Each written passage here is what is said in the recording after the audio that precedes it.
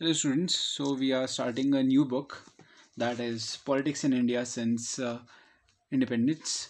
So, हमारा इस book का फर्स्ट चैप्टर है चैलेंजेस ऑफ नेशन बिल्डिंग. तो इस चैप्टर की पूरा चैप्टर ना, अगर मैं आपको ओवरऑल व्यू बताऊं इस चैप्टर का, ये बस आपको बताता है कि हमारा जो इंडिपेंडेंस है वो कैसे हुआ, इंडिपेंडेंस के बाद हमारे देश के पास क्या क्या चैलेंजेस थे, और हमारे देश के पास जो एक चैलेंज था जो कि बहुत बड़ा चैलेंज था, जो कि था नेशन बिल्डिंग का, देश की जो बाउंड्रीज़ है उसको शेप करने का, और जो देश में कंट्रीज़ कौन सी इंक्लूड होनी है, कोई कौन सी पार्ट इंडिया में आएगा, कौन सा नहीं आएगा, कैसे हम प्रिंसली स्टेट्स को इंक्लूड करेंगे, कैसे हम अदर पार्ट्स को, मतलब काफ़ी ज़्यादा, मतलब बॉर्डर रिलेटेड ही होने वाला है. So let's start with this chapter. At the hour of midnight on the 14th and 15th August 1947, India attained the independence. Jawaharlal Nehru, the first Prime Minister of the Free India, addressed a special session of the Congress at that night. See, हमारी जो देश को independence मिली वो मिली थी 14th और 15th अगस्त 1947. अगर आप सोच रहे हो कि भाई कैसे दो डेट्स है, सी लेट मी टेल यू. पहले क्या हुआ, हमारे देश का पहले पार्टीशन हुआ. That was division into Pakistan and the present day India.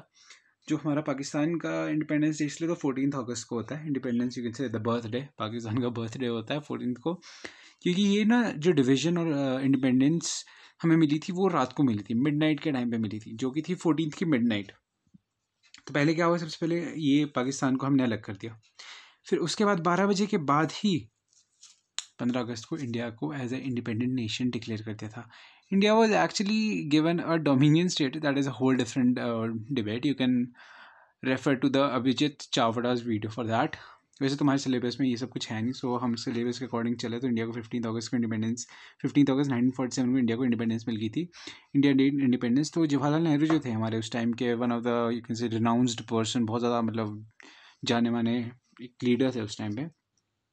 The first prime minister of free India at least special session रात के करीब 12 बजे, आई मीन मिड नाइट, वही बात है, रात के 12 बजे इंडिया ने जो हमारी कॉन्स्टिट्यूंट असेंबली थी. अब कॉन्स्टिट्यूंट असेंबली कौन थी, सबसे पहली बात तो आप सोच रहे होगे ये वही जैसे आज के टाइम पे मोदी जी वगैरह बैठते, नहीं. वो एक ऐसी कॉन्स्टिट्यूंट असेंबली थी जो हम कह सकते हैं कि जो थोड़े टाइम पीरियड के लिए बनी थी. उसका ये नहीं था कि उन्होंने देश नहीं चलाने थे, सालों साल नहीं उन्होंने देश चलाने थे, वो सिर्फ थोड़े टाइम पीरियड के लिए बने थे कि यार जब तक हम अपनी कॉन्स्टिट्यूशन फ्रेम नहीं कर देते तब तक एक जो टेम्परेरी सॉर्ट ऑफ गवर्नमेंट है, एक काफ़ी डोमिनियन, उनको एक सेकंड हम कह सकते हैं काफ़ी, हाँ temporary is the best word, एक temporary government for a meanwhile, जब तक हमारी कॉन्स्टिट्यूशन नहीं बनती. एक हमने कॉन्स्टिट्यूंट असेंबली बनाई थी, कुछ लोगों की हमने एक असेंबली बनाई थी, वो उसे कहते हैं हम कॉन्स्टिट्यूंट असेंबली. जो वो लोग थे, तो उन लोगों के बीच हमारे जवाहरलाल नेहरू ने रात के 12 बजे एक अपनी स्पीच दी थी. That is called as twist with destiny. ये थी उनकी स्पीच. इसके ऊपर MCQ बन सकता है. एट मिड नाइट पर कॉन्स्टिट्यूंट असेंबली को मीट किया था. तो हाँ सी, अब है हमारे पास ये है गोल्स, जो अब लोगों की क्या एस्पिरेशंस थी हमारे लीडर्स, इंडिपेंडेंस के बाद हमारे लीडर्स से. This was the movement that India has been waiting for. You have read in your history textbook that there were many voices in our nation movement, but there were two goals almost everyone agreed upon. कुछ दो goals थे हमारे पास ऐसे जिसके ऊपर सब लोग agree करते थे और चाहते थे, और सब लोगों को पता था कि यार ये दो चीज़ें तो होनी ही होनी चाहिए. अगर देश आज़ाद हो गया तो ये दो चीज़ें तो ऐसी है, ये होनी चाहिए. फर्स्ट क्या थी, डेमोक्रेटिक गवर्नमेंट. जो इंडिया हमारा इंडिपेंडेंट होगा वो एक डेमोक्रेसी बनेगा, ना कि कोई डिक्टेटर बनना चाहिए, ना तो कोई मिलिट्री रूलर, ना कोई किंगडम, ना कुछ ऐसा कुछ, बिल्कुल नहीं. वो चाहते थे कि एक डेमोक्रेटिक गवर्नमेंट बने आज़ाद इंडिया की. ठीक है, पहला गोल ये था. दूसरा क्या था, it was looking for the good of all, socialist kind of principle. ये चाहते थे कि सब लोगों का भला हो. ऐसा नहीं कि सिर्फ एक ही सोसाइटी बहुत ज़्यादा अमीर हो जाए, ये सब्जुगेट हो जाए, पुअर लोगों का ध्यान ना दे कोई. वही बात है ना, particularly the poor and the socially disadvantaged groups. ये इनके लिए ही ये स्टेटमेंट की, गुड फॉर ऑल, सब लोग का अच्छा होना चाहिए. ऐसा नहीं कि इन दोनों जो सेक्शन है हमारे पास इनको आप लोग इग्नोर कर ले totally. This was not going to be easy. India was born in a very difficult circumstances. See, अब ये ना बहुत ज़्यादा सिग्निफाई, इंडिया को ना बहुत ज़्यादा रिलेट किया जाता है कि India was born in a very difficult circumstances. क्यों भाई, पहली बात तो पार्टीशन में भाई बहुत ज़्यादा हमारे कम्युनिटी, हिंदू और सिख कम्युनिटी जो भी थी, और हम मुस्लिम कम्युनिटी को भी कहेंगे कि ये जो तीन कम्युनिटीज़ थी, इन लोगों ने बहुत सफ़र किया है. They were massacred, they were killed. It was a very, I would say, brutal bloodshed at that time. उसके पार्टीशन को इसलिए हम लोग कहते हैं कि बड़े डिफ़िकल्ट सर्कमस्टांसेस में हमारे देश का पार्टीशन हुआ है. और सी, अब जब हमारा पार्टीशन हुआ था, इसके साथ क्या होता है, अनप्रेसिडेंटेड वायलेंस और ट्रॉमा ऑफ डिस्प्लेसमेंट। ये जो हमारे काइंड ऑफ एक डिफिकल्ट सर्कमस्टांसिस में ये दो चीज़ें भी थी। अनप्रेसिडेंटेड वायलेंस, बहुत ज़्यादा वायलेंस हुआ था, और एक ट्रॉमा ऑफ डिस्प्लेसमेंट है। यार देखो, कई लोग अपना घर छोड़ के देश में एक रिफ्यूजी कैंप्स पे रहने आए हैं। It was a very difficult time for them, those people. तो इंडियन जो लीडर्स थे उनके पास एक काफ़ी बड़ा, wait a second, India started the journey with several objectives.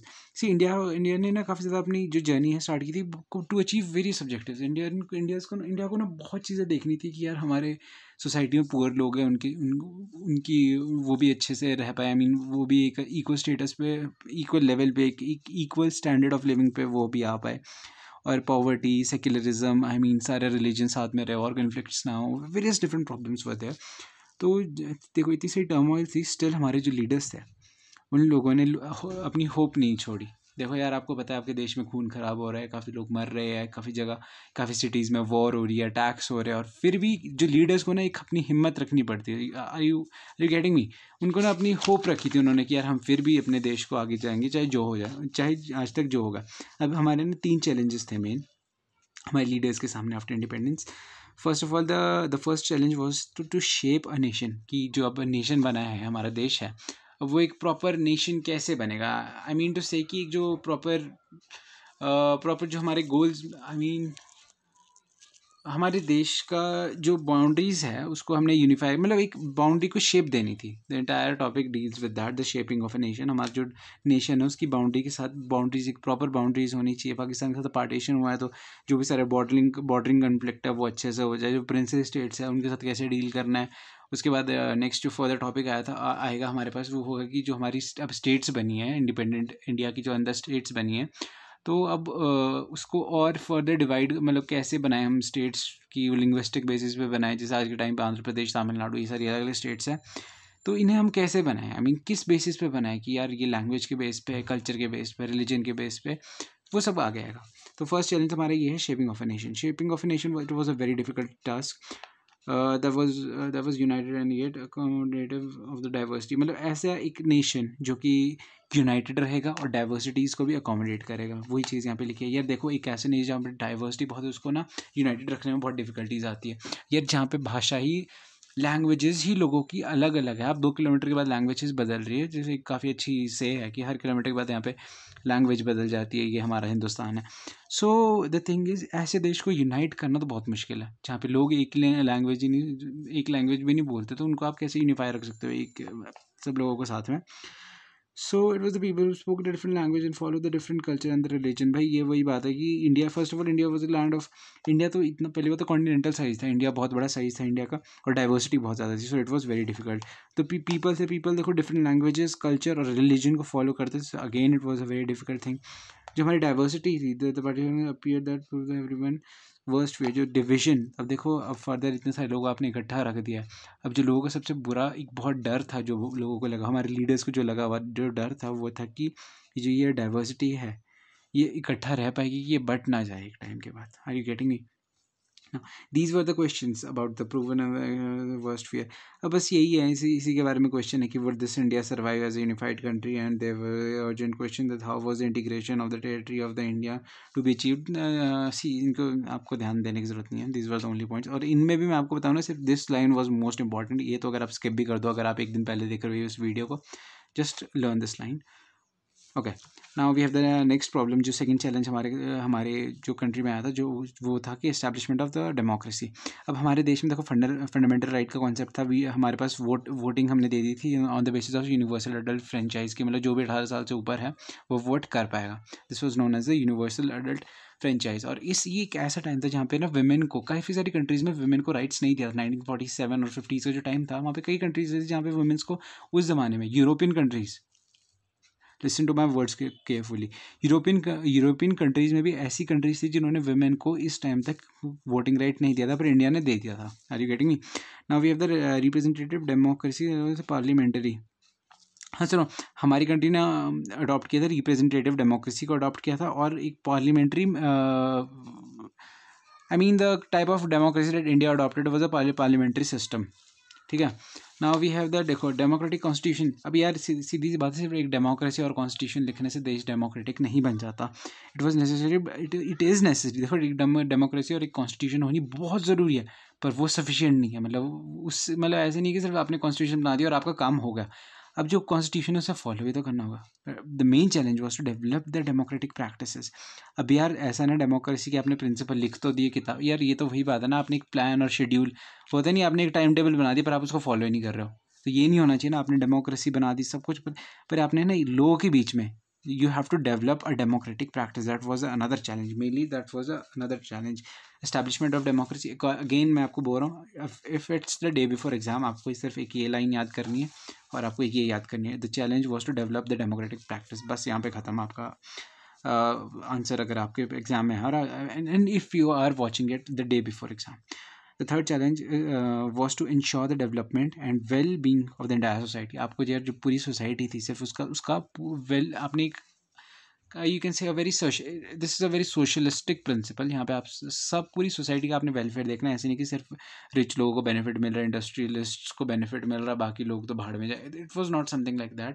It really focused on the overall benefit of the society. So हमारे पास जो कॉन्स्टिट्यूशन थी, कॉन्स्टिट्यूशन की जो प्रिंसिपल है हमारे, it talks about the equality and the other talks about the special protection, equality or special protection of the several people who belong to different castes. We can say the caste, religion or other you can say other social group or the other wait a second, other disadvantaged group. मतलब जो लोग socially backward थे उन लोगों के लिए भी हमारी कॉन्स्टिट्यूशन में एक स्पेशल प्रोटेक्शन था दिया हुआ। मतलब हम बता रहे हैं कि हमारी कंट्री ने कैसे एक वी कैन से कैसे इंश्योर किया कि ओवरऑल डेवलपमेंट ऑफ सोसाइटी होगा। Are you getting me? Now we have the second principle, हमने कैसे DPSP। अब अगर ना आपको डे बिफोर एग्जाम है तो आप सिर्फ इतना ही याद कर लेना। मान लो यही होना कि our country believe in the equality और the special principle protection of the law. अगर ये भी याद नहीं तो ना सिर्फ ये पॉइंट याद करना, this is more than enough. और टीचर आपको फुल मार्क्स दे देगा, ट्रस्ट मी। जो ये पॉइंट है ना, it deals with DPSP, the directive principle of the state policy, the welfare goal that the democratic politics must achieved. DPSP जो हमारे directive principle of the state policy है, उसमें कई सारी यू कैन से तो कई सारी ऐसी पॉलिसीज़ है जो गवर्नमेंट ने वहाँ पे मेंशन की है, था जिससे ओवरऑल सोसाइटी का बेनिफिट होगा। Evolve after the policy in the economic development and the eradication of the poverty. Directive principle of state policy में क्या लिखा है, इकोनॉमिक डेवलपमेंट को कैसे प्रमोट की करनी, मतलब ऐसा ही डायरेक्टिव प्रिंसिपल ने ना डायरेक्ट करेगी, मतलब डायरेक्ट करती है, काइंड ऑफ एक आइडियोलॉजी है जो गवर्नमेंट को बोलती है कि you should ensure the economic development and to eradicate the poverty. और रिसेंटली इसके साथ ना आपको अगर फैक्ट्स लिखने प्रेजेंट डे में, जैसे न्यूज़पेपर्स वगैरह में आता है, recently there was a news, if you talk about 2023 जब एक वीडियो बनी है, तो recently there was a data given by the Niti Aayog, according to which earlier there was 24%. I don't know the exact number. It was the 24% population of India was under poverty, but in the present day time, after in 2023, if we look at the data, it is only 14%. I mean 23 से घट के 14% आ चुकी है poverty. अब सिर्फ 14% लोग poverty line के नीचे है, पहले 24 हुआ करते थे। Okay, so this is not much important क्योंकि ये अगले चैप्टर के बारे में डील करता है। So I am suggesting you to just skip all this. एक रीडिंग दे सकते हो if you want to, but it is not at all important. See now this thing also, it is not at all important. आप बस इनके names याद कर सकते हो if you want to go for CUET। आप जैसे मोहम्मद अली जिन्ना ने जो presidential address to the constituent assembly of the Pakistan at the Karachi 11 अगस्त 1947, मतलब कराची को, मतलब ये होगा कि जो मोहम्मद अली जिन्ना है उन्होंने कराची को किस डेट को एड्रेस किया था। ये CUET में ऐसे क्वेश्चन आते हैं। Are you getting me? इनके ये है पूछ लेंगे, जो ये फैज़ अहमद फैज़ है, ये कहाँ के पोएट थे, पाकिस्तान के, इंडिया के। जैसे अमृत प्रीतम थी, इनका ये किन चीज़ों के बारे में लिखती थी कि हु नोज़ कि तुम्हारे पास 2 लाइन आ जाए और कह ले कि ये अमृत प्रीतम ने लिखा है कि ये फैज़ अहमद फैज़ ने लिखा है। ठीक है, so this is only important for the CUET perspective, not according to the exams. But if you are thinking about getting full marks, तो आई वुड सजेस्ट आपको इसको एक रीडिंग ज़रूर दो, 2 रीडिंग इसको ज़रूर दो, इस पेज को। Partition displacement and rehabilitation. Okay, अब हम बताएंगे first of all shaping of the nation, जो हमने फर्स्ट हेडिंग पढ़ी थी, अब पूरे चैप्टर में हम उसी के बारे में करेंगे। शेपिंग ऑफ द नेशन में 3 टॉपिक्स आते हैं। फर्स्ट ऑफ ऑल आता है पार्टीशन, कि देश का पार्टीशन किस किस तरीके से होता है, किस किस सर्कमस्टांसिस में हुआ था। फर्स्ट ऑफ ऑल अभी हम पूरे में यही डिस्कस करने वाले हैं यहाँ पे सारे में पार्टीशन के बारे में। अभी this is another topic is the integration of the princely states. Princely states कैसे इंटीग्रेट की गई, सरदार वल्लभ भाई पटेल का क्या रोल था। उसके बाद स्टेट को कैसे रीऑर्गेनाइज किया गया, जिससे पहले बॉम्बे, आपने सुना होगा बॉम्बे मद्रास एक बहुत बड़ी स्टेट हुआ करती थी, बॉम्बे भी बहुत बड़ी स्टेट हुआ करती थी। फिर उनको अलग अलग करके महाराष्ट्र, गुजरात, तमिलनाडु, आंध्र प्रदेश, उड़ीसा ऐसे करके स्टेट्स में अलग किया गया। पार्टीशन एंड रिहेबिलिटेशन, देखो 14 और 15 अगस्त को हमारे जो 2 नेशंस अलग हुए, that was India and the Pakistan. these were divided on the basis of the 2 nation theory. 2 nation theory is a theory that was given by the Muslim League. Muslim league क्या बोलती थी कि इंडिया 2 तरह के लोगों से बना है, दैट इज़ हिंदू और मुस्लिम, और ये 2 लोग हैं जो साथ में नहीं रह सकते। ये मुस्लिम ने खुद बोला था, देखो ये किसी और की स्टेटमेंट नहीं है, ये मुस्लिम लीग ने खुद बोला था कि हिंदू और मुसलमान साथ में नहीं रह सकते। तो therefore demanded for Pakistan Muslim league ने, इसलिए हमें पाकिस्तान चाहिए जहाँ पे जो सिर्फ मुसलमानों के लिए होगा, वो सिर्फ वहाँ पे सिर्फ मुस्लिम पॉपुलेशन रहेगी। Are you getting me? We have the political competition. इससे क्या होगा, पॉलिटिकल कंपटीशन स्टार्ट होने, कांग्रेस वर्सेस मुस्लिम लीग। कांग्रेस और मुस्लिम लीग की बिल्कुल नहीं बनने लगी। एक टाइम था जब महात्मा गांधी ने इन दोनों को साथ में अपनी एक अम्ब्रेला के अंडर रखा था, बट ऑफकोर्स एक ऐसा टाइम आया कि जब ये दोनों एक दूसरे के दुश्मन बन गए, तो क्या हुआ, देयरफॉर द ब्रिटिश। अब ये सब कुछ ब्रिटिश के बीच में, तो ब्रिटिश ने पाकिस्तान को इंडिपेंडेंट घोषित कर दिया, और ब्रिटिश तो चाहते ही थे कि इंडिया डिवाइड, इंडिया कभी स्टेबल ना रहे because of defence marketing too. यार देखो ऐसा है ना, इंडिया और पाकिस्तान लड़ते रहेंगे, इनको वेपन्स भी तो चाहिए, किससे खरीदेंगे? अंग्रेज़ों से। अंग्रेज़ कौन थे? अपने यूनाइटेड किंगडम के लोग, ब्रिटेन के लोग। उससे क्या होगी, इनकी जो भी सारी मतलब इनकी इंडिया और पाकिस्तान के क्या हो जाएंगे, फॉरएवर कस्टमर हो जाएंगे। So that's a whole different concept. मैं ये सजेस्ट नहीं करूँगा आप अपने एग्जाम में लिखो, this was just to give you another perspective to look at things. Now the process of partition के प्रोसेस में ना पहली बात तो इस पूरे में 2 ही चीज़ें हैं। प्रिंसिपल, किस बेसिस पे अलग हुआ था हमारा जो पार्टीशन हुआ था, किस प्रिंसिपल के बेसिस पे हुआ था, और जो डिफिकल्टीज़ थी, क्या डिफिकल्टीज आई पार्टीशन के टाइम पे। India and Pakistan was divided. It was a very painful process. It was difficult to decide and implement how this division should be going, how this division should take place. So जो ये principal था, इसको मैं note करना है क्योंकि मैंने ये मार्क किया, बस दैट इज इट। इस पूरे पैराग्राफ में ना यही लाइन इंपॉर्टेंट है। The principal on which the division took place was on the religious minorities. ठीक है, I will read the line from this paragraph too. It was decided to follow the principle of the religious minorities. This basically meant that the areas where the Muslims were in majority would make up the territory of Pakistan. The rest was to stay with India. जहाँ पे Muslim population ज़्यादा होगी वो पाकिस्तान को दिया जाएगा, जहाँ हिंदू ज़्यादा होंगे वो जो अपना इंडिया है वो वहीं पे रहेगा। ठीक है, अब कुछ डिफ़िकल्टीज़ आई जो हमारे पार्टीशन में काफ़ी डिफ़िकल्टीज़ आई, उन डिफ़िकल्टीज़ के बारे में यहाँ पे लिखा है। There are mainly 4 difficulties that are mentioned in a book. First हमारे पास डिफ़िकल्टी कि ये कि मुस्लिम पॉपुलेशन एक कहीं बेल्ट में थी नहीं थी। कि देखो ऐसा नहीं कि इंडिया का मैप जो भी है हमारे पास, हम इंडिया का map, are we having the map, we are having the map in the next chapter. Okay, look at this, ये इंडिया का मैप है। आपको ऐसा लग रहा है कि सिर्फ मुस्लिम पॉपुलेशन इधर ही रहती है, नहीं ऐसा नहीं होता था। मुस्लिम पॉपुलेशन हर जगह थी। यहाँ पे थी थोड़ी, यहाँ थी अपने उत्तर प्रदेश वाले एरिया में थी, तो यहाँ पे तो बहुत सब पूरा बंगाल जो ये बांग्लादेश है पूरा मुस्लिम का ही था। थोड़े थोड़े साउथ में थी, मतलब हर जगह ना मुस्लिम स्कैटर्ड थे, ऐसा नहीं था एक ही जगह पे थे। देखो Muslim were not in a single belt, वो एक ही, ऐसा नहीं था कि इसी एरिया में सारे मुस्लिम रह रहे तो इनको अलग कर दो। It was not something like that. Therefore, the entire Pakistan was divided into 2 parts. The Muslim, mainly जो मुस्लिम थे वो 2 जगह थे, वेस्ट में और ईस्ट में। वेस्ट में कहाँ पे थे, जो पाकिस्तान वाला आज का रीजन, नॉर्थन प्रोविंस, और ये है हमारे पास ईस्ट में था हमारे पास बांग्लादेश, जो आज का बांग्लादेश है, उस टाइम ईस्टर्न पाकिस्तान बोला जाता था उसको। देखो ये ना कहीं से भी ज्वाइन नहीं हो पा रहे थे, समझ रहे हो आप कि यार देखो एक कहाँ पे ना कोई रोड था, ना फैसिलिटीज थी, there was nothing like that. देखो the Pakistan was divided into the West Pakistan and the East Pakistan. वही चीज़ आगे एक और बार। ऑल मुस्लिम, देखो सारे मुस्लिम ना नहीं चाहते थे कि देश का बंटवारा हो। सारे कई मुस्लिम ऐसे भी थे कि चाहते थे कि यार देश बंटना नहीं चाहिए। One of the biggest example is Abdul Gruffudd Khan. Abdul Gruffudd Khan was Mahatma Gandhi is the most, you would say, a very favorite disciple, you can say, one of the in a very layman language, कि महात्मा गांधी का काफ़ी favourite हुआ करते थे Abdul Gruffudd Khan. तो वो ना तो 2 नेशन थ्योरी को बिल्कुल सपोर्ट नहीं करते थे। वॉज वन ऑफ द जिसे सबसे बड़े लीडर होते हैं ना, जो नॉर्थ वेस्टर्न फ्रंटियर प्रोविंस, बताऊँ कौन सा रीजन, जो पाकिस्तान का रीजन है, मैं आपको मैप में दिखाऊँ, वेट अ सेकेंड। जो ये वाला रीजन है ना, ये इसे बोलते हैं आप यहाँ पे नॉर्थ वेस्टर्न फ्रंटियर प्रोविंस, जी की वाला एरिया ऊपर वाला है जो बाकी उसके साथ बांग्लादेश के साथ जो बॉर्डर शेयर करता है। तो वहाँ पे ना अब्दुल गफ़र खान हमारे बहुत बहुत बड़े लीडर हुआ करते थे उस टाइम। तो क्या हुआ, उन्होंने कहा कि यार ये चीज़ ठीक नहीं है, division should not be there, जो टू नेशन थ्योरी है बहुत गलत है। फिर क्या हुआ, जो मुस्लिम पॉपुलेशन थी उन्होंने उनके सुनने बोल दिया, उन्होंने इनको इग्नोर कर दिया, उन्होंने उनकी आवाज़ को बिल्कुल इंपॉर्टेंस नहीं दिया। उन्होंने बोला कि नहीं नहीं, हमें तो पाकिस्तान चाहिए, अब्दुल गफ़र खान जो बोल रहा है गलत बोल रहा है। ठीक है। The third problem was two Muslim majority provinces of the British India. अब देखो ऐसा था ना, जो हमारे मुस्लिम मेजॉरिटी एरियाज़ थे जो कि थे अपना पंजाब में और बंगाल में मेनली, जो जहाँ पे मतलब मेन थे जहाँ पे मुस्लिम पॉपुलेशन ज़्यादा थी, जो कि थी पंजाब और बंगाल में। पर कई ऐसे भी एरियाज़ थे वहाँ पे जहाँ पे जो नॉन मुस्लिम्स थे, मतलब पाकिस्तान जो आज के टाइम पे पाकिस्तान है और जो आज के टाइम पे बांग्लादेश है, वहाँ पे कई ऐसी भी जगहें थी जहाँ पे ना नॉन मुस्लिम लोग मेजॉरिटी में थे। जैसे Karachi is the biggest example, जो कराची आज के टाइम पे पाकिस्तान, वहाँ पे 60% हिंदूज हुआ करते थे पहले। But unfortunately, the entire population, many were killed, many came to India as a refugees, or it was all brutal back then.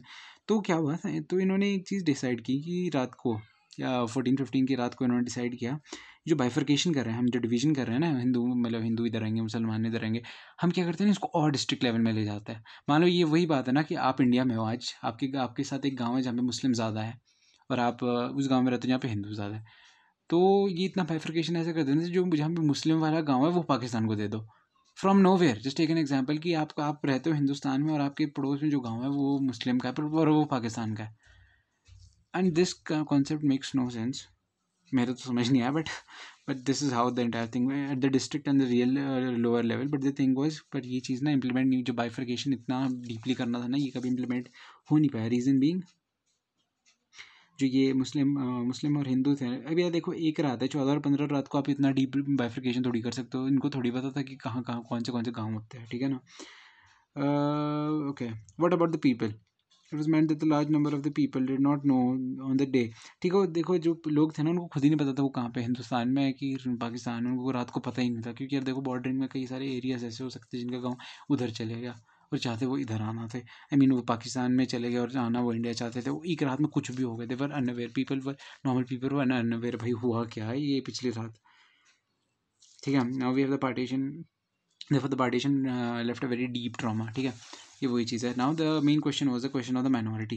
ठीक है, this another problem is the problem of the partition, the problem of the minority. अब यार देखो ऐसे ना, Hindus और Sikhs जो पाकिस्तान में थे वो दे फेल्ट लाइक ट्रैप्ड, और जो इंडिया में मुस्लिम्स थे वो भी काफ़ी ट्रैप्ड फील कर रहे थे। It was a very undesirable. देखो वो क्या कर रहे थे यार, देखो मान लो आप हो, आप if you are a Hindu and you are in Pakistan, तो आपको तो काफ़ी ट्रैप्ड नहीं फील, आप तो you would be like alien यार। मैं बचपन से लेकर आप यू वुड बी लाइक यार, मैं अपने जिस गांव में पैदा हुआ हूँ बचपन से लेकर मेरी अपब्रिंगिंग इसी गांव में हुई है, और यार एकदम से ही मुझे बोल रही है तुम्हारा गांव ही नहीं है और तुम्हें तो कहीं और जाना पड़ेगा अगर तुम्हें ज़िंदा रहना है।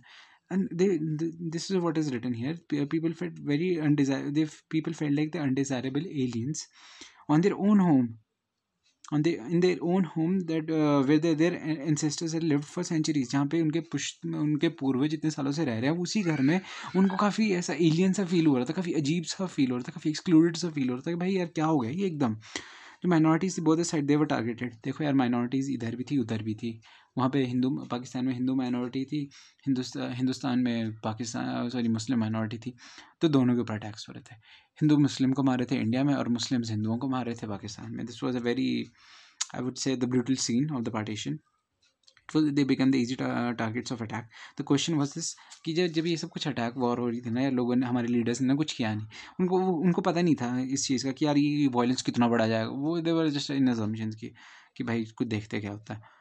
और देखो उनको एक चीज़ नहीं पता था कि स्केल ऑफ वायलेंस कितना बड़ा हो जाएगा, और ये तो बस टेम्परेरी है कि परमानेंट है। But the thing was this violence became out of control and it became more brutal then ever imagined.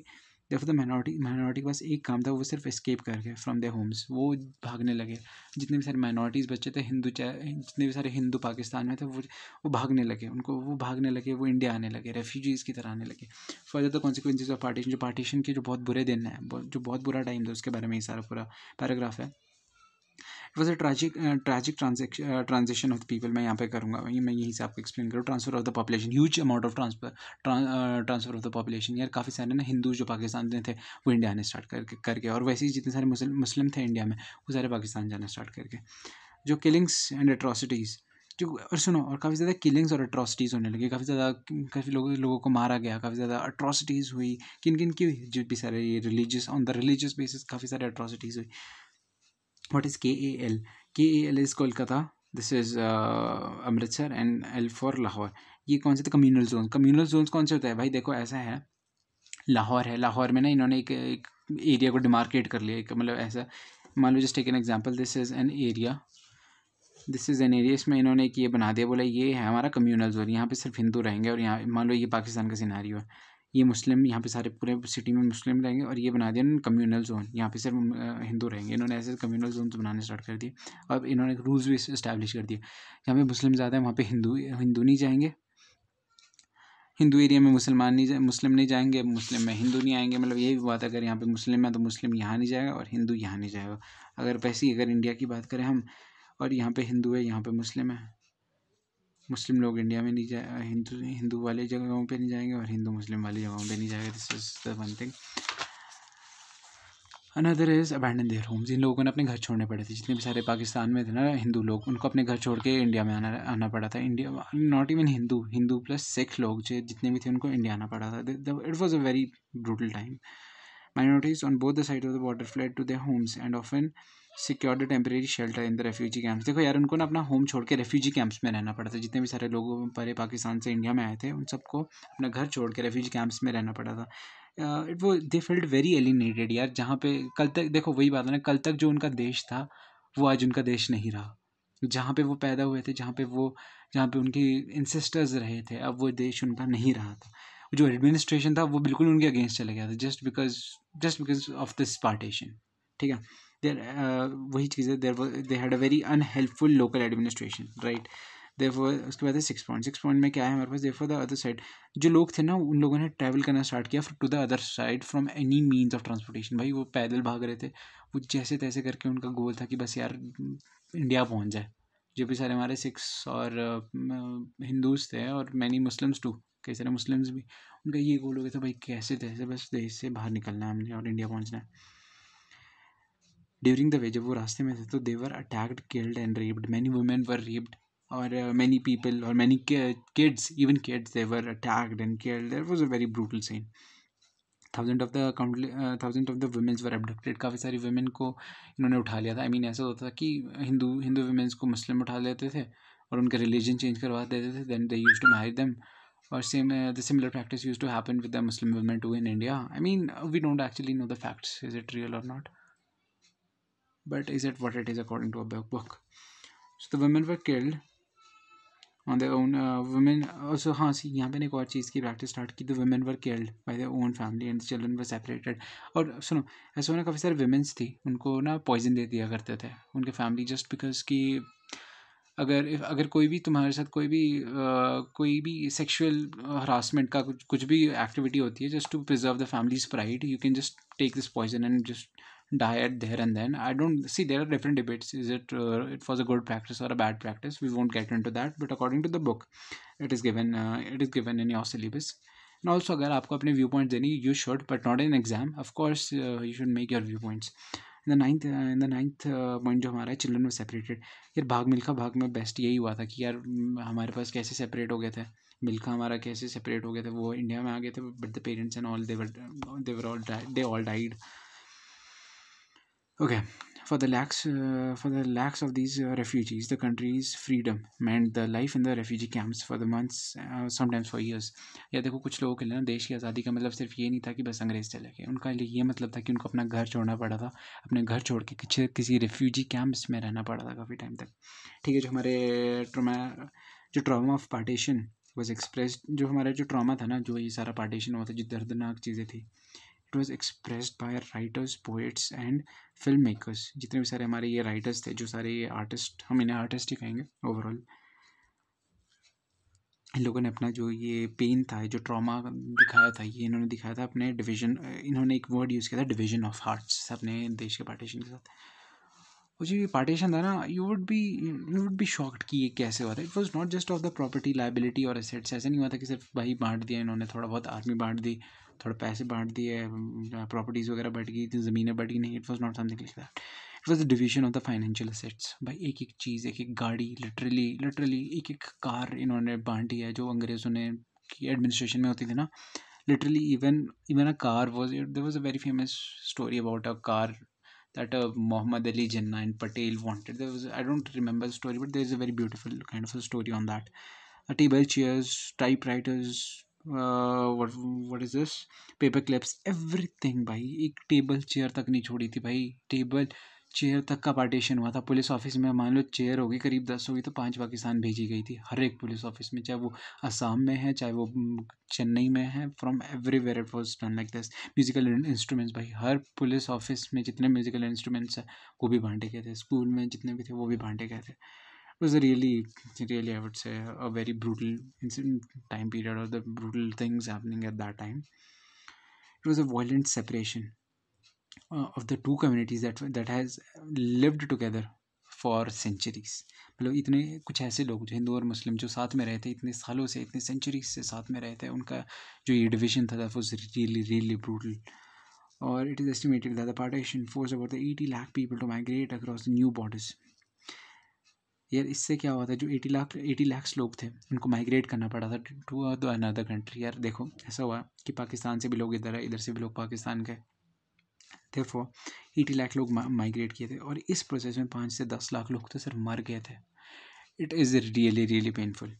Okay, now we have this Indian leaders. अब इंडियन लीडर्स ने ना कभी भी जो ये 2 नेशन थ्योरी थी ना इस पर एग्री नहीं कर रहे थे. इंडियन लीडर्स तो बोलते थे देखो ऐसा कुछ नहीं है 2 नेशन थ्योरी, हिंदू मुस्लिम साथ में रह सकते हैं. इंडियन जो लीडर्स इनकी तो ये आइडियोलॉजी थी, including Mahatma Gandhi and Jawaharlal Nehru and other leaders too. ठीक है, तो उनकी ये आइडियोलॉजी थी. तो ऐसा हुआ ना जब पार्टीशन में उसके बाद ना 12% इंडिया में स्टिल हिंदूज मुस्लिम रह गए. वो लोग ना देश नहीं छोड़ना चाहते थे. वो लोग इसी हिंदुस्तान में ही 12% वो रह गए मुस्लिम लोग. Now the question is, let me tell you a fact. आज़ादी के टाइम पे ये 12% थे, बट आज के टाइम पे Muslim population is 22%. It means India has been successful in protecting its minorities. Okay, now the question was कि जो 12% मुस्लिम पॉपुलेशन इंडिया में रह गया कि अब इंडियन लीडर्स सोचे थे अब इनका क्या करें हम. I mean how should we treat them यार. ये एक जगह इन्हीं के जो लीडर्स हैं पाकिस्तान में वो हिंदुओं को मार रहे हैं, हम इनके साथ कैसे ट्रीट करें. But the thing was in India it was done at a very peaceful level, in a very you can से a very mature way they dealt with this problem. They were competing political interest behind these conflicts. So देखो यार, देखो हर जगह ना politics ज़रूर आ जाती कहीं ना कहीं. Politics where there are humans there is politics. This is a line invented by me, I don't know और किसी ने भी पहले बोला कि नहीं. जहाँ पे ह्यूमंस होते हैं वहाँ पे पॉलिटिक्स होती ही होती है, चाहे वो साइंस के डिपार्टमेंट हो. In every department, every sector, everywhere जहाँ पे ह्यूमंस आ गए वहाँ पे पॉलिटिक्स ज़रूर होगी. जो हमारी मुस्लिम लीग थी, सी देखो जिस तरह से हमारी मुस्लिम लीग ने बोला था ना कि हम तो मुस्लिम नेशन बनाएंगे, वैसे कई इंडिया में ऐसे ऑर्गेनाइजेशन भी थी जो बोलती थी कि हम तो हिंदू नेशन बनाएंगे, हम हिंदू राष्ट्र बनाएंगे. अगर इन्होंने मुस्लिम राष्ट्र बना दिया तो हम हिंदू राष्ट्र बनाएंगे. तो बट हमारे जो लीडर्स थे उन्होंने बोला कि हम हर एक रिलीजन को इक्वली देखेंगे और हमारे यहाँ पे कोई भी ऐसा नहीं कि कोई सुपीरियर रिलीजन नहीं होगा. All citizens are equal. We will make it a secular nation. This is the main line. ठीक है, नाउ अब हम बात करेंगे पिछले स्टेट्स की. जैसे मैंने आपको ये चार्ट बनाया था ना, हमने यहाँ पे पार्टीशन खत्म कर दिया है. Now we are dealing with the indication of the princely states. Okay, indication of the princely state. जो हमारा ब्रिटिश इंडिया ना उसमें दो तरह के रीजन थे या 2 तरह की जो बाउंड्रीज थी हमारी. नहीं, जब ब्रिटिश के टाइम में ना दो पार्ट्स में डिवाइडेड था ब्रिटिश इंडिया. जो कि था पहले था provinces, other was the princely states. जो प्रोविंसेस थे वो थे डायरेक्ट कंट्रोल अंडर ब्रिटिश के. यहाँ पे ब्रिटिशर्स की पुलिस थी, ब्रिटिशर्स सब कुछ देखते थे, ब्रिटिशर्स ही सारे ब्रिटिश ऑफिशियल्स बैठते थे, सब कुछ ब्रिटिश का था. जो हमारे प्रिंसली स्टेट्स थे they were directly under the British crown we can say. ठीक है, they were having see let me just tell you directly the entire thing. जो हमारे पहली बात तो ब्रिटिश जो ये हमारे प्रिंसली स्टेट्स थी वो कितना एरिया ऑक्यूपाई करती थी पूरे इंडिया का. 1/3 ऑक्यूपाई तो ब्रिटिश इंडिया का यही करती थी princely states. Are you getting मी?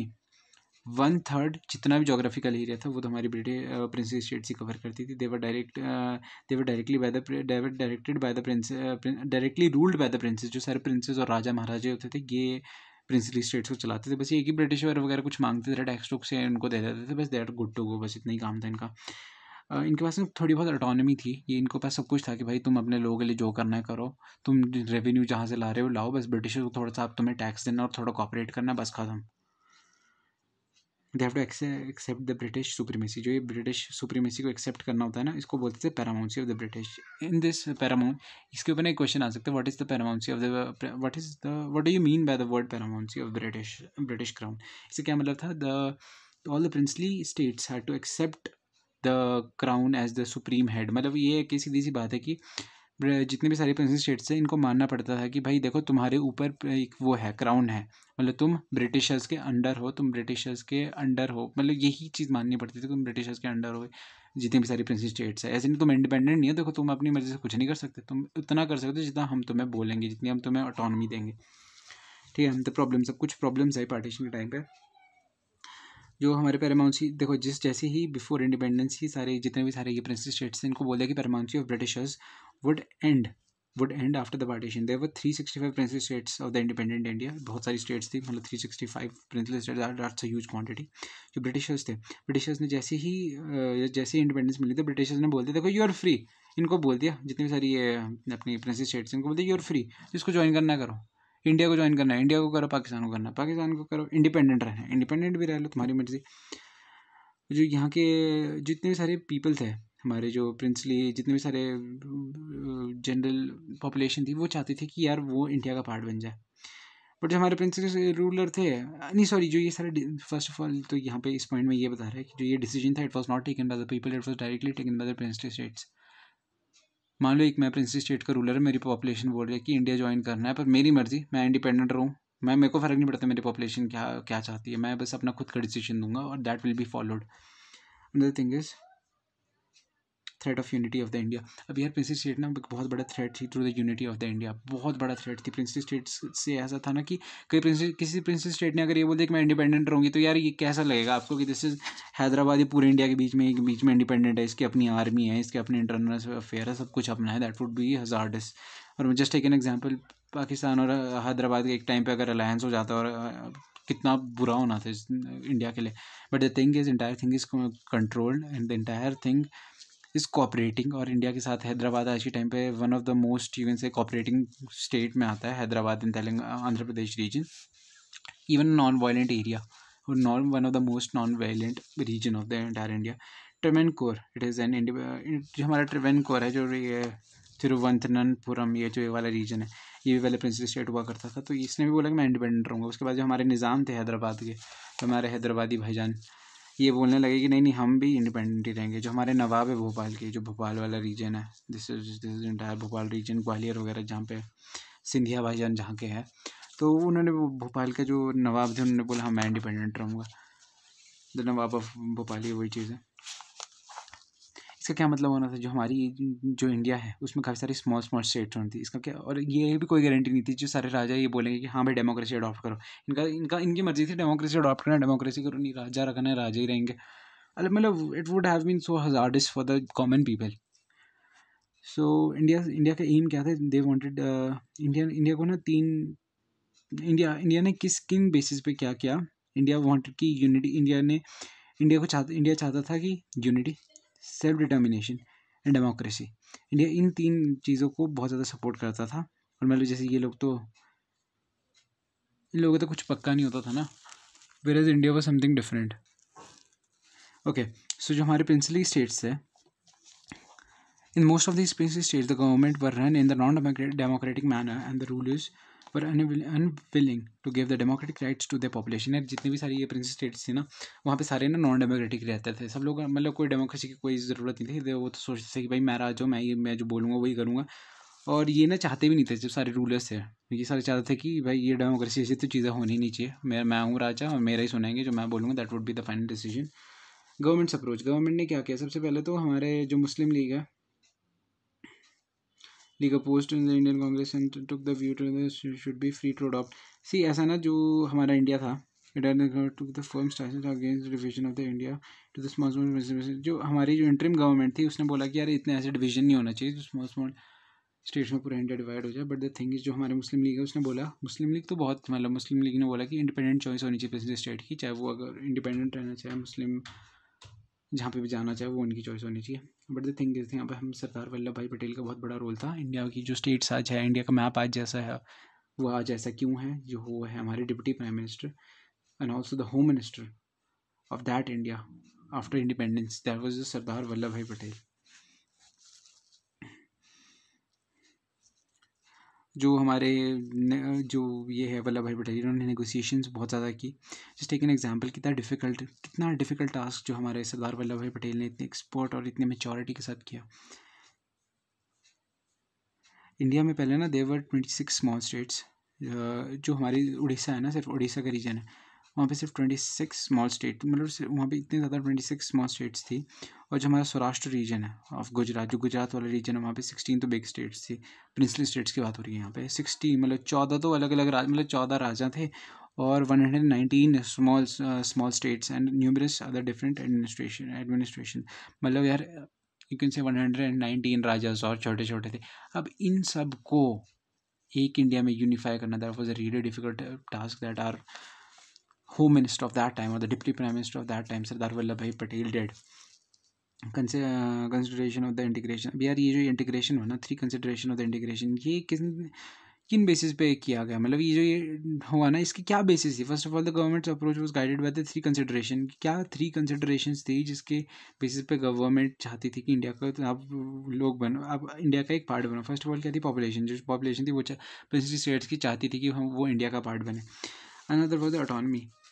और जो इंडियन लीडर्स थे ना, इंडियन लीडर्स बताऊँ कि कह रहे थे कि यार हम आपको ना थोड़ा बोल देते हैं, ऑटोनॉमी दे देते हैं, हम आपको ना प्लूरैलिटी को सपोर्ट कर देंगे, हम आपकी ना काफ़ी ज़्यादा फ्लेक्सिबली हम आपको अपने देश में लाएंगे। पार्टीशन। और इंडिया के लोगों ने ना पार्टीशन देखा था, उन्होंने देखा था कि यार कितने बुरे कॉन्सिक्वेंसेज हो सकते हैं अगर हमने टाइम पे इन प्रिंसली स्टेट्स को अपने अंदर इंक्लूड नहीं किया, तो कितना ब्रूटल कॉन्सिक्वेंसेज हो सकते हैं इसी चीज़ के। तो क्या क्या मेथड्स थे हमारे जो peaceful negotiation what almost all this continue to be the new boundaries of the India. See किन बेसिस पे हमारे नेगोशिएशंस हुए? First of all the method क्या क्या थे नेगोशिएशंस किए गए हमारे जो है new boundaries instrument of accession. First of all instrument of accession instrument of accession क्या चीज़ है? ये एक काइंड ऑफ एक ऐसा डॉक्यूमेंट है, अगर आप इस पर साइन कर दोगे इसका मतलब होगा कि आप इंडिया के पार्ट बन गए, समझ गए? ये एक ऐसा डॉक्यूमेंट है, अगर आपने इसके ऊपर साइन कर दिया, आपने इसके एग्री कर दिया, तो इसका क्या मतलब होता है कि आप इंडिया का पार्ट बन गए, ठीक है? तो ये जूनागढ़, हैदराबाद और कश्मीर और मणिपुर, ये 4 ऐसी जगहें थी जिन लोगों ने मना कर दिया था, जिन्होंने बोला देखो हम तो नहीं करने वाले ये चीज़ें साइन, ये फालतू के काम हम नहीं करते, हम इंडिपेंडेंट रहेंगे। या इनमें से कुछ ऐसे थे जो बोलते हम तो पाकिस्तान ज्वाइन करेंगे।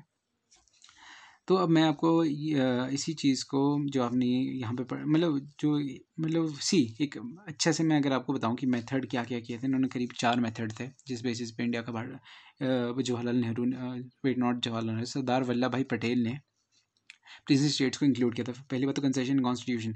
वल्लभ भाई पटेल ने बोला ना कॉन्स्टिट्यूशन में हम आपको एक स्पेशल स्टेटस दे देंगे, आपको बोल देंगे कि आप आ जाओ, आपको हम थोड़ा बहुत अच्छे स्पेशल ऑटोनॉमी दे देंगे थोड़ी बहुत, कि आप अपने राज्य का मतलब आप अपने जो प्रिंसली स्टेट है जो आपके इंडिया में उसको थोड़े थोड़े राइट्स, जैसे 370 था कश्मीर में, 370 में क्या था? कंसेशन ही तो था कि आपकी अपनी गवर्नमेंट होगी। इंडिया को बस आपने 2 चीज़ें देनी है जो कि डिफेंस और एक्सटर्नल अफेयर्स, बाकी आप अपनी पुलिस, आपकी अपना सब कुछ, अपनी पार्लियामेंट, अपना फ्लैग, सब कुछ अपना।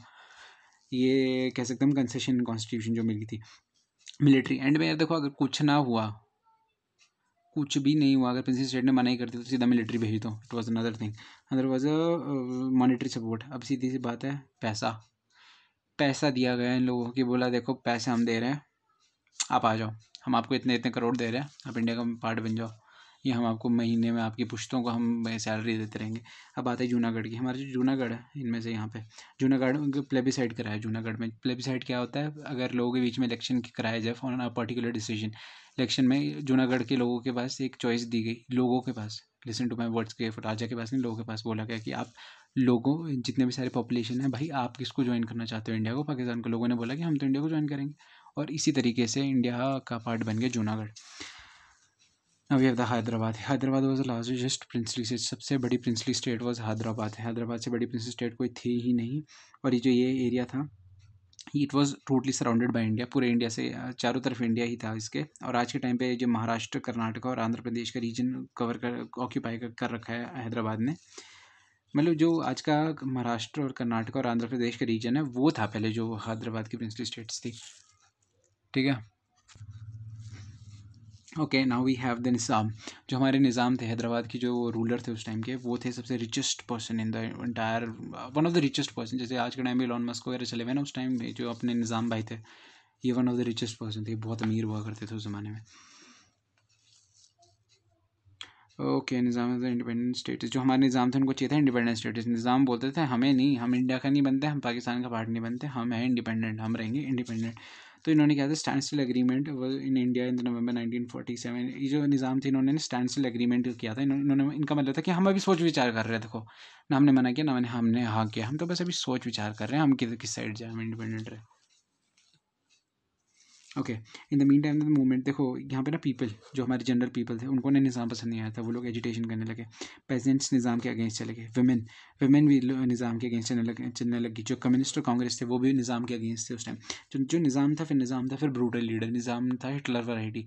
निज़ाम ने क्या किया, निज़ाम ने अपनी पैरामिलिट्री जो फोर्सेज, जो उससे बोलते थे रज़ाकर्स, इन द सेंस अगर वेरी लेमन लैंग्वेज में क्या किया, जो निज़ाम की जो आर्मी थी, जो निज़ाम के सैनिक थे, निज़ाम ने अपने सैनिक भेजे, बोले इन लोगों को मारो, इनको बस चुप कराओ, ये ना इनकी आवाज़ नहीं आनी चाहिए. इन्होंने रज़ाकर्स ने फिर बहुत ज़्यादा एट्रॉसिटीज़ की. There was no boundary to that. They knew no bounds. मतलब इनको ना कोई लिमिट नहीं थी. इन्होंने बस मारा किया जो सब कुछ. देखो इन्होंने यहाँ पे very many people were murdered, many women were raped, and there was severe atrocities in there were several atrocities. Therefore जिस जो एट्रॉसिटीज़ थी उसकी वजह से इंडियन आर्मी के बाद नवाब ने सरेंडर कर दिया. This is the entire story. आप देख सकते हैं. इसे कहेंगे हम the integration of the entire Hyderabad. Razakars ने बहुत ज़्यादा ब्रूटलिटी के साथ बिहेव किया. उसके बाद मर्डर और रेप्स किए. रज़ाकर्स ने वुमेन और काफ़ी ज़्यादा लोगों के. उसके बाद क्या हुआ, उसके बाद इंडियन आर्मी आ गई. इंडियन आर्मी किस बेसिस पर इंडियन आर्मी ऐसी थोड़ी आ जाएगी. इंडियन आर्मी ने भी बोला यार ह्यूमन राइट्स यहाँ पे नहीं मेंटेन हो रहा है, तो इसलिए हमने अपनी आर्मी भेज दी. देयरफॉर द नवाब के पास और कुछ नहीं बचा. नवाब ने सरेंडर कर दिया. Therefore, Indian Army invaded in September 1948. September 1948 में हमारा जो निज़ाम था, he surrendered and Hyderabad finally became the part of India. Now we have the Manipur. A few days before the independence, Maharaja of the Manipur, Bodhi Chandra Singh, जो हमारे बोधी चंद्र सिंह थे, इन्होंने instrument of accession with Indian government on the assurance internal autonomy. देखो इन्होंने instrument of accession sign कर दिया. इन्होंने बोला देखो हम बन गए इंडिया का part, but the thing is हमें चाहिए ऑटोनॉमी, हमें चाहिए इंटरनल ऑटोनॉमी. हमें चाहिए कि भाई देखो राजा मैं रहूँगा, सरकार में अपनी तरीके से चलाऊँगा, बट द थिंग इज़ आपको हम तो जो थोड़े बहुत मैटर्स है, जैसे आर्मी, एक्सटर्नल अफेयर की, आप मतलब कश्मीर वाला हिसाब किताब था, ये पूरी ऑटोनॉमी बट है इंडिया का पार्ट, पर काफ़ी ज़्यादा अलग अलग हिसाब किताब है इन लोगों का. तो वही हुआ था. In the assurance internal autonomy इनको मिल जाएगी. इन्होंने भी इंस्ट्रूमेंट ऑफ एक्सेशन, मतलब इंडिया के पार्ट बन गए, बट इन्होंने बोला कि इंटरनली हम खुद करेंगे जो करना है. ओके, तो जो जून है 1948, द कॉन्स्टिट्यूशनल मोनार्क. देखो जो पॉपुलेशन थी ना मणिपुर की, वो ज़्यादा प्रोटेस्ट करने लगी. उन्होंने बोला कि देखो कॉन्स्टिट्यूशन मोनार्क बनाओ, कॉन्स्टिट्यूशनल मोनार्क बनाओ. जून 1948 में ये कॉन्स्टिट्यूशनल मोनार्क बन गया हमारे बोधी चंद्र सिंह. हमारा जो ये है the Manipur was the first part. ये मणिपुर पहली एक ऐसी स्टेट थी इंडिया की जहाँ पे यूनिवर्सल एडल्ट फ्रेंचाइज के बेसिस पे एक लीडर इलेक्ट किया गया था, और द कॉन्स्टिट्यूएंट असेंबली, एक लेजिस्लेटिव असेंबली इलेक्ट की गई थी. Sharp difference of the question of the merger of the Manipur with in India. जो हम जब अब लेजिस्लेटिव असेंबली बैठी ना, वहाँ पे ना बहुत ज़्यादा क्वेश्चन होने लगे कि यार इंडिया को ये ऑटोनॉमी देनी है कि नहीं. समझ रहे हो, जो ये सारी जो मतलब अब ये ऑटोनॉमी है ना, जो इनके पास खुद के पास है थोड़ी बहुत रही हुई, अब वो ना क्वेश्चन करने लगे यार इंडिया के साथ रहना है कि नहीं, अलग हो जाए, क्या करे. This was some question going on. अब इसमें ना कांग्रेस जो थी हमारी, कांग्रेस ना बड़े स्ट्रांगली बोल रही थी कि नहीं नहीं हम पार्ट बन जाओ India, India is a very good thing, India is very, of course Congress बोलेगी. जो अदर पार्टीज़ थी मणिपुर की, जो लोकल पार्टीज़ तो स्ट्रिक्टली मना कर रहे थे. लेकिन मणिपुर किसी का पार्ट नहीं बनने वाली. Manipur will be independent country. Therefore there was a certain, जो हमारे सरदार वल्लभ भाई पटेल, अ जीनियस, उन्होंने इतना एक पॉलिटिकल प्रेशर के थ्रू फाइनली सितंबर 1949 में मणिपुर को इंडिया का सक्सेसफुली पार्ट बना दिया विदाउट एनी, जो कॉन्स्टिट्यूशन में स्पेशल स्टेटस वगैरह कुछ नहीं दिया, और मणिपुर बाकी स्टेट्स की तरह इंडिया का एक एक पार्ट बन गया, बाकी इंडिया की एक one of the Assam state का पार्ट बन गया। और ये जो ये डिसीजन लिया गया था हमारे राजा ने जो ये डिसीजन लिया था, ये without consulting the elected legislative assembly. हमारे राजा ने कोई लेजिस्लेटिव असेंबली को नहीं पूछा, ये सीधा उन्होंने खुद ही ले लिया। जो इंडिया मतलब जो इंडियन गवर्नमेंट ने प्रेशराइज किया, राजा ने बोल दिया हाँ ठीक है कोई बात नहीं, कर लो जल्दी कर लो जो करना है, जिससे पहले हमारी कॉन्स्टिट्यूंट असेंबली राजा के ऊपर भड़क जाए। और the Manipur this caused a lot of anger and resentment in the Manipur. हाँ देखो, इसकी वजह से काफ़ी ज़्यादा एंगर और रिजेंटमेंट हुआ था। हमारी जो मणिपुर की पॉपुलेशन है उन्होंने काफ़ी ज़्यादा रिजेंटमेंट किया था इस चीज़ का। ना वी हैव द कैरिकेचर। अब ये है हमारी कैरिकेचर में ये हमारे Jawaharlal Nehru, these are the leaders of the princely states. इनके हाथ में एक बॉक्स है, जो ये बॉक्स है इसमें इन्होंने लिखा है defence, external affairs and I can't read it properly but yes of communication, this is communication state people. अभी इतना मोटा राजा, you can say the very rich person is sitting on the poor population, poor state, poor जितने भी सारे state की जो population उसके ऊपर बैठे हैं। और हमारे जो जवाहरलाल नेहरू वो बोलते सिर्फ ये बक्सा हमें दे दो, बाकी आप आपने जो करना है वो करो, हमें कोई दिक्कत नहीं है, आप बस अपने एक्सटर्नल अफेयर्स, डिफेंस और कम्युनिकेशन हमारे को दे दो। You don't need to get up from the ninest, I can't even read it, this is so blur in the okay, you can't even you don't don't get up your highness, just give me this, that'll do। इन्होंने यही बोला, आप अपने जो state है उस पर बस रहो भाई, आप राजा हो, डजेंट मैटर, बस ये छोटा सा बॉक्स है ये मुझे दे दो, ठीक है। Now we have the reorganisation of the state. हमने एक और टॉपिक ख़त्म कर दिया अपना, जो मैंने आपको बताया था। अब हम आए हैं स्टेट्स के ऊपर, ये तो हमने ख़त्म कर चुके हैं। Now we are on the states. Reorganisation of the state. British के टाइम में ना ये सिर्फ देखो, हमें ना इंडिया में जब आज़ादी के बाद ना हमें ना ये जो डिवीज़न करना था, ये सिर्फ एडमिनिस्ट्रेटिव बेसिस के लिए नहीं करना, not just for the administrative convenience, in such a way that the linguistic and the cultural plurality could be reflected in such a way that the unity of the nation is not harmed। आप समझ रहे हो, linguistic cultural plurality, oh my god what is wrong with that? हमारी जो linguistic और cultural plurality है उसको कुछ ना हो, और जो हमारी यूनिटी है देश की, उस मतलब जो प्लुरैलिटी है हम उसको भी प्रमोट करें, मतलब बताए कि यार हमारे देश में तमिल भी रह रहे हैं, ये भी रह रहे हैं, अलग रिलीजन के लोग भी रह रहे हैं, और उसके साथ ऐसा भी होगा तमिल ज़्यादा ही मोटिव, तमिल रीजन भी अगर ऐसा ना बोलने लगे कि अब इंडिपेंडेंट बनने दो हमारे को, ऐसा नहीं होना चाहिए। Therefore it was a very difficult decision under Britishers के अंडर। क्या था फर्दर, क्या हुआ देखो, अंडर ब्रिटिश क्या हुआ था, ब्रिटिश के टाइम में ना सारे डिवीजन था ना स्टेट्स का, वो सिर्फ एडमिनिस्ट्रेटिव कन्वीनियंस के ऊपर था कंसिडरिंग। और काफ़ी सारी बार ऐसा भी होता था ना, जो सारी हमारे प्रिंसली स्टेट्स के बॉर्डर है उस पर ब्रिटिशर को ऐसे ही रफली बना देते थे, हाँ जो प्रिंसली स्टेट गई नहीं ये भी ब्रिटिशर्स का ही है, मतलब बहुत ही रफ डिवीजन था किया हुआ, और सिर्फ एडमिनिस्ट्रेटिव कन्वीनियंस के लिए था। बट जैसी नेशनल मूवमेंट हुई ना, नेशनल मूवमेंट के टाइम में कुछ ऐसे प्रोमिस किए गए लोगों से। उन्होंने एक प्रोमिस उनमें से भी था कि जब इंडिया आज़ाद होगा तो स्टेट्स जो बनेगी वो लिंग्विस्टिक बेसिस में बनेंगी, ऐसे नहीं बनेगी, मतलब ऐसे रैंडम नहीं बनने वाली है। It was done in the Nagpur session in 1920। अगर आपको याद हो, इस दिन नॉन कॉपरेशन मूवमेंट का अप्रूव किया गया था after by Mahatma Gandhi and the Congress की non cooperation movement this date से स्टार्ट होने वाली। I just remember it was January 1921, I don't remember it actually, so sorry for that.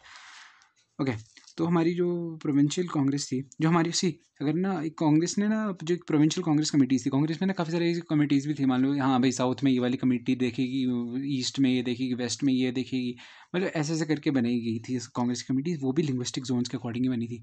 South में तेलुगु रीजन की अलग थी, पंजाबी रीजन की अलग थी, वैसे ही उर्दू वालों की अलग थी कांग्रेस कमेटी, असम वगैरह अलग थी, बंगाली लोगों की अलग थी, यूपी की हिंदी बोलने वालों की अलग थी। There was different committee but it was on the basis of the Congress committee. ये आज़ादी के पहले की बातें हो रही है। आफ्टर पार्टीशन के बाद क्या हुआ, लैंग्वेज और डिस्ट्रप्शन। देखो लैंग्वेज को उन्होंने देखा गया कि काफ़ी डिस्ट्रप्शन और डिसइंटीग्रेशन को प्रमोट करेगी। देखो द अटेंशन फ्रॉम दैट, देखो इन्होंने क्या कहा कि अगर हम लैंग्वेज के बेसिस में डिवाइड करने लगे तो हमारा अटेंशन है towards the socio economic challenges, जो हम सोशल और इकोनॉमिक चैलेंजेस है, जो social in the sense casteism हमारे पास बहुत बुरा एक चैलेंज था, और इकोनॉमिक यार पॉवर्टी में था हमारा देश। हम यार इन चीज़ों से डाइवर्ट होकर हम देश के डिसरप्शन की तरफ ही ना चले जाइए। कह रहे थे कि हम जहाँ इकोनॉमी और सोशल इक्वालिटी लानी है देश में, उसकी जगह हम ऐसे नहीं कि पार्टीशन के और एक नए पार्टीशन की तरफ जाने लगे जो कि लिंग्विस्टिक बेसिस पे होने वाले। देखो सेंट्रल गवर्नमेंट थी उसने पोस्टपोन करने का सोचा कि भाई हम पोस्टपोन ही करते हैं इसको, जो हमारी therefore there was a need to postpone this फिर द प्रिंसेस नॉट। भाई देखो ये कैसा टाइम था जहाँ पे प्रिंसेस स्टेट का भी पता नहीं है भाई ये क्या करना चाह रहे हैं, कि पाकिस्तान जा रहे हैं, इंडिया जा रहे हैं, इंडिपेंडेंट रहे हैं, और वहाँ पे साथ में हम लिंग्विस्टिक बनाने लगे। मतलब ये तो 3 तरह की प्रॉब्लम हो गई ना, अभी प्रिंसेस स्टेट्स का पता है ना इकोनॉमिक सोशल का पता है क्या होने वाला है, और साथ में हमारे स्टेट्स लगे बोलने की लिंग्विस्टिक में करो। Therefore was a ट्रेमेंडस problem. Therefore, also the memory of the partition was still fresh one. अगर पार्टीशन अभी अभी हुआ है और आप उसी के बाद बोल रहे हो कि सिर्फ लिंग्विस्टिक्स उसमें और वो स्टेट्स बना दे, मतलब लोग और मोटिवेट ना हो जाए पार्टीशन के बाद एक और पार्टीशन के लिए जो कि लिंग्विस्टिक बेसिस पे होने वाला है। जो हमारे लोकल लीडर्स थे, अब ये ना प्रोटेस्ट स्टार्ट हुआ हमारे तेलुगु स्पीकिंग रीजन में। जो लोकल लीडर्स थे वो प्रोटेस्ट पे बैठ गए। they wanted a new region for the Telugu speaking people. The Telugu speaking areas of the Madras province which included Tamil Nadu. देखो जो उस टाइम ना मद्रास प्रोविंस, मैंने आपको बताया जो मद्रास बहुत बड़ा प्रोविंस था, उनमें से जो तेलुगु लोग थे उन्होंने बोला कि हमें आंध्र प्रदेश चाहिए, हमें एक नया स्टेट चाहिए जो कि आज के प्रेजेंट जी की एरिया है ना तेलुगु स्पीकिंग, वो आज के थोड़े तमिलनाडु का पार्ट, आंध्र प्रदेश का पार्ट, केरला का पार्ट, कर्नाटका में है थोड़ा। तो दिस मूवमेंट जो ये हुई थी आंध्र प्रदेश के और मतलब तेलुगु लोगों के अलग स्टेट बनाने के लिए, दिस उन्होंने Vishal Andhra movement as a movement for the separate Andhra was called, demanded that the Telugu speaking area should be separated from the Madras province, which they were at a part of being separated from the Andhra province। ये चाहते थे कि एक नया आंध्र प्रदेश बनाओ, तेलुगु लोगों के लिए एक नया आंध्र प्रदेश बनाओ जहाँ पे सिर्फ तेलुगु बोलने वाले लोग रहेंगे, और हमें मद्रास जो प्रोविंस है उससे सेपरेट करो, ठीक है। और the political forces wanted this, जितने भी सारे पॉलिटिकल लीडर्स थे तेलुगु स्पीकिंग, वो चाहते थे कि हमें अलग करो, हमें एक नई स्टेट बनाओ, जहाँ पे सिर्फ तेलुगु स्पीकिंग लोग ही रहेंगे। उनमें से ना एक बहुत फेमस लीडर थे जो कि थे पोट्टी श्रीरामा उल्लू। तो ये थे हमारे लीडर, ये गांधी जी के बहुत बड़े डिसाइपल थे, गांधीन फिलॉसफी को बहुत सपोर्ट करते थे ये। तो ये बैठे थे हमारे हंगर स्ट्राइक पे, हंगर ऑन टू डेथ, और उसी हंगर स्ट्राइक में इनकी डेथ हो गई थी। He was a great veteran of Gandhi. After 56 days he passed away. 56 days तक इन्होंने कुछ नहीं खाया, देन ही पास्ट अवे। जैसे ही इनकी डेथ हुई वैसे ही लोग वायलेंट हो गए। यार एक लीडर जो सिर्फ अपनी डिमांड के लिए स्ट्राइक पे बैठता है और मर जाता है और किसी को कोई फ़र्क नहीं पड़ता, उस चीज़ को देख के लोग बहुत ज़्यादा वायलेंट हो जाते हैं, बहुत ज़्यादा वायलेंस होने लगता है। जो पीपल है people in the large number took to the street में बहुत ज़्यादा, मतलब स्ट्रीट्स में हड़ताल करने लग जाते हैं। Many were injured in the loss their lives in the police firing. अब यार देखो ऐसा था पुलिस फायरिंग होती है, बहुत सारे लोग रोडों पे आ जाते हैं, तो पुलिस आ जाती है और फायरिंग करने लगती है लोगों पे। Many were killed, many were injured. जो लेजिस्लेटिव असेंबली थी, जो वहाँ के MLA होते थे उस टाइम के, तो उन्होंने रिज़ाइन करना स्टार्ट कर दिया। फाइनली जो हमारे प्राइम मिनिस्टर ने, उन्होंने इन दिसंबर 1952 हमारे जवाहरलाल नेहरू, उन्होंने कहा कि हम आंध्र प्रदेश बना रहे हैं। इन Andhra Pradesh, therefore the formation of the Andhra Pradesh was the first state which was created on the basis of language, on the linguistic basis. The formation of the making of the other states, the linguistic lines in the other parts of the country. The struggle देखो इसके बाद में central government was forced to make the state reorganisation commission. ये क्या थी? ये कैसी commission थी जो एक रिपोर्ट देने वाली सेंट्रल गवर्नमेंट को। ये एक होता नहीं रिसर्च बेस्ड थी ये चीज़ ना, मतलब IAS वगैरह जितने भी ऑफिसर्स होते थे ना, उनको बोला कि यार तुम स्टडी करो कि अगर हम लिंग्विस्टिक बेसिस पे स्टेट सेलेक्ट करते तो वो ठीक डिसीजन होगा, ठीक है। 1953 ये बनी थी, तो इसने एक ये बोला था कि बाउंड्रीज बना दो, कोई बात नहीं, बना दो लिंग्विस्टिक बेसिस पे बाउंड्रीज बना दो, बहुत अच्छा होगा। तो इस चीज़ को एक्सेप्ट करते हुए स्टेट रीऑर्गेनाइजेशन एक्ट पास हुआ इन 1953 में। ये सिर्फ इनकी रिपोर्ट आई थी और मतलब ये बिठाई गई थी। 56 में इन्होंने कहा, एक्ट पास किया और इन्होंने स्टेट्स बनानी स्टार्ट कर दी लिंग्विस्टिक बेसिस में। वो 14 स्टेट्स बनाई गई थी और 6 यूनियन टेरिटरीज बनाई गई थी एट दैट टाइम। अब इसके क्या कंसर्न्स थे? कुछ कंसर्न्स थे, लोगों को लगा कि ये यूनिटी, देश की यूनिटी को बहुत ज़्यादा डेंजर कर देगा, therefore pressure on the nation of the India, और सेपरेशन हो जाएगा। ये मतलब लोग बहुत डर गए थे। ये सारे पॉइंट्स से आप लिख देना ये। Then what was the result क्या था? जो प्रेशर के बेसिस पे लिंग्विस्टिक स्टेट्स बनी थी ना, इससे एक चीज़ हुई थी कि लोगों के ऊपर, देखो स्टेट्स का डिवीजन तो हुआ ही नहीं पहले बात, तो ये तो खतरा ही नहीं था कि डिवाइड हो, बल्कि इससे क्या हुआ था, जो डिवीजन का थ्रेट था वो और कम हो गया। ये जो नेगेटिव सोच रहे थे कि ये तो नेगेटिव होगा, but it came out to be so one of the most positive thing. Are you getting me? Accommodation of the region diversity, और जो ये था, और इस प्रोसेस को कहा गया it was one of the most democratic, क्योंकि इसमें हमने क्या किया, accommodation of the regional demand. जो भी सारे रीजन के लोग मांग रहे थे, हमने उनको दे दिया। It was one of the most democratic practice happened at that time. Sorry, formulation of linguistic state. Therefore यही बात है, formation of linguistic was one of the most democratic process. I'm really sorry for this. Now it is more than the 50 years. आज 50 से ज़्यादा year हो चुके हैं, और जो हमारी जो nature of the democratic politics है वो चेंज हो चुकी है। पहले क्या होता था, हमारे जो गवर्नमेंट थी उसमें सिर्फ इंग्लिश स्पीकिंग लोग ही डोमिनेट होते थे, सेंटर में सिर्फ इंग्लिश स्पीकिंग लोग ही होते थे, जो जिनको अंग्रेज़ी आती थी वही लोग सेंटर में भी होते थे, मतलब स्टेट लेजिस्लेचर में भी वही होते थे। बट इससे क्या हुआ, आपने स्टेट अलग अलग कर दी लिंग्विस्टिक बेसिस पे। इससे जो लोग, जिन लोगों को इंग्लिश नहीं भी आती है, they were not at all hesitant, they were not at all hesitant on going to any political stage or giving any political speeches, or they started all the people belong to different language started to becoming the representatives, और वो लोग लोकसभा, वो राज्यसभा, वो लोग वहाँ पे representation अपनी दे पाए, मतलब बिना झिझक के वो वहाँ पे उस बड़ी बड़ी स्टेजेस पे भी, बेशक उन्हें इंग्लिश नहीं आती है, वो वहाँ पे खड़े हो पाए। वही बात है, पावर पहले नॉन इंग्लिश के लिए स्टेट बाउंड्रीज के बाद this was disintegration. Therefore the disintegration, wait a second, therefore disintegration तो बिल्कुल भी नहीं होता, बल्कि strengthening the national unity, ये एक ही चीज़ बार बार रिपीट की हुई है। So you just have to read it again and again to memorize the entire thing. अब है acceptance of the principle of the diversity। अभी इन्होंने यहाँ पे की गई है पूरी की पूरी तारीफ। Above all the linguistic states underline the acceptance of the principle of the diversity। यहाँ पे कुछ नहीं हुआ है, हमारे यहाँ पे हमने ना एक्सेप्ट किया है प्रिंसिपल ऑफ डाइवर्सिटी को। प्रिंसिपल ऑफ डाइवर्सिटी को तो कई कंट्रीज एक्सेप्ट नहीं कर पाई, बट हमारे देश ने अच्छे से इसे एक्सेप्ट किया है।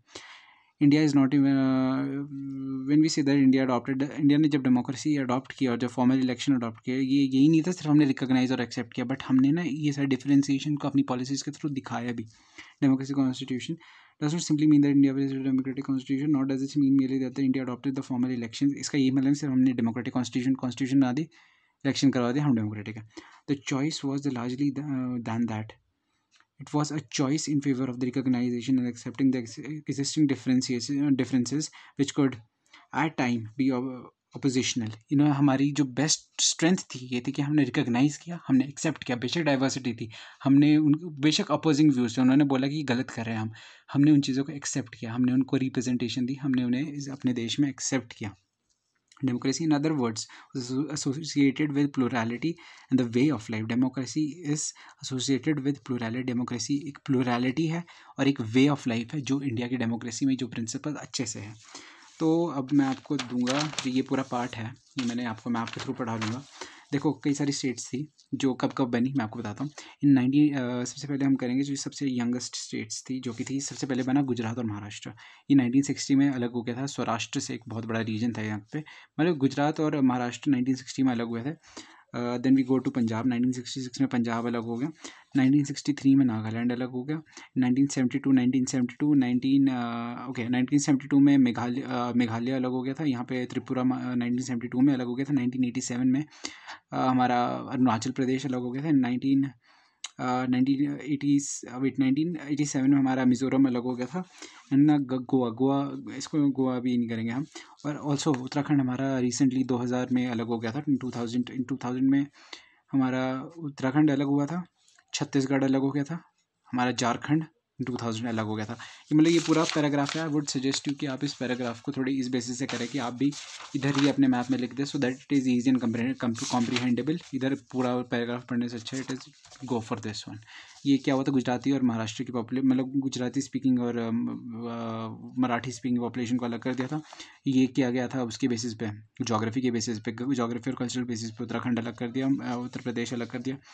और ऑफकोर्स यहाँ का तो डिवीज़न हुआ ही, क्योंकि अलग अलग डाइवर्सिटीज़ थी, अलग अलग ट्राइबल डाइवर्सिटीज़ थी यहाँ पे, इसलिए अलग अलग हो गया पूरा अपना नॉर्थ ईस्ट भी इसी बेसिस पे अलग हुआ। सो this is the end of your chapter. Yes, this is the end of your chapter. We'll if you want the video on next chapter, just do comment down and make sure to like the video. If you actually liked it, make sure to like the video. Thank you guys.